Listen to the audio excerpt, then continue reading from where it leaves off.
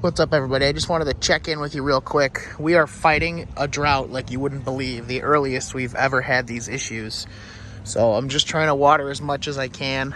It's not ideal to be watering right now because it evaporates so quick, but I just soaked this half of the yard. I did this yesterday. I mean, we're still holding our own, but it's checking out by the curb, you can see there. And there's some spots in here.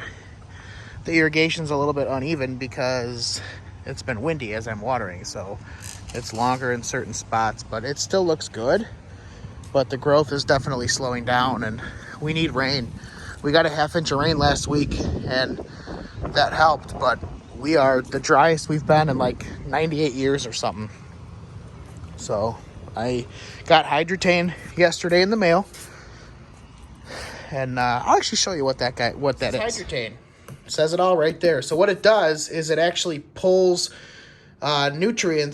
it pulls moisture out of the air and out of the soil and converts like humidity into water droplets that'll work down in the root zone. It's no BS. I did it last year and it works out really well. The problem is I like to apply it in the rain because I don't have irrigation and it has to be immediately watered in. So I need some rain to get this down. Hopefully that will help. All right, everybody, we're back. You may be wondering, well, first of all, I hope that your day was good, your weekend was great, your beer is cold. That noise behind me is my impact sprinkler. So I watered yesterday morning for about an hour each section. If I use my oscillating sprinkler, which an oscillating sprinkler is on the ground behind me, it's a sprinkler that moves forward and backwards, nice and slow. I can do this main part of the yard in 2, sometimes 3 sections. I can cut it in half, hit it this way, move it over to the south, go that way and get the parkway, and then I can do the other side in 2 sections. So as I mentioned earlier, we're in unprecedented dry conditions, and part of what I'm doing is I talk to you guys about mow when you can. If you need to mow in the evening, go for it. Just try to avoid mowing in the heat of the day so you don't get hot tracking. We'll talk about hot tracking in another video. Hot tracking was my nickname in high school. So you want to also water when you can. I know the old fuddy-duddies that are, oh, you're going to get a fungus if you water at night. If consistently, yes, but I watered in the morning, late morning, middle of the day. Ideally, you want to water at like 4 to 6 a.m., but if you don't have that time, you have to water when time allows. So yesterday, I watered mid-morning into early afternoon. It was 95 degrees yesterday. Yes, a lot of it evaporated, but a lot of it also made it into the soil. So today, temperatures are down a little bit.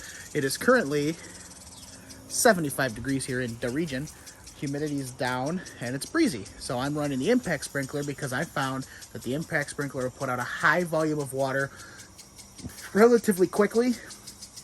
And it's windy right now, and I have found that the jet of the impact sprinkler actually cuts through the wind better than your average oscillating sprinkler because it has more force. So it's like having your water hose on jet versus mist, if you will. It's not quite that exaggerated, but you know what I'm saying. So what I'm saying is I want you just to water when you can. And I don't really need to water today because I just watered yesterday, but the grass was starting to grow dormant. We had a ½ inch of rain on Thursday. It got real hot over the weekend, and by yesterday it was already looking like it was checking out again. It started to get that kind of grayish tan color. It was real crunchy underfoot. So it's not going to hurt me to run the sprinkler for a quick 45 minutes and just give it a little bit more. So I'll kind of get in a little closer if I can and show you the sprinkler, and when it's not running, I'll show you what I like. So as you can see, it's hitting everything, and it's windy right now. You can see my little flags going. What's cool about this sprinkler is it has a red ring around it, and that ring you can push up from the bottom, and it changes the pitch of the nozzle on it, and it breaks the stream, forces it down. So here's how the sound has changed.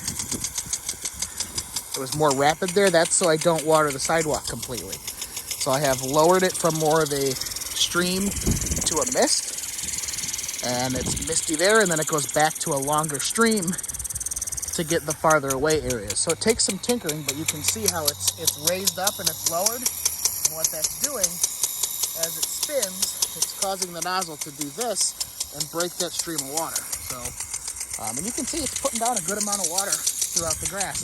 And when your grass gets thick, you really want to soak it so it gets into the root zone. So that's just my kind of quick tip is don't necessarily worry about watering at night. Just don't make a habit out of it.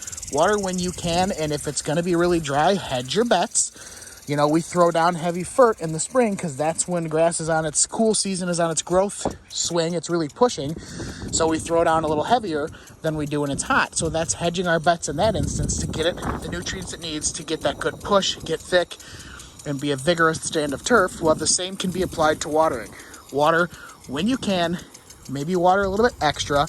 Don't make a habit out of watering every single day, but you can do that little bit to hedge your bets for when the extreme temperatures come. So with that being said, thanks for tuning in. Thanks for all the support. Like, comment, share, and most importantly, subscribe. My subscriber count is climbing. I don't want it to plateau. So do something in the lawn, even if it's wrong, and we'll see ya.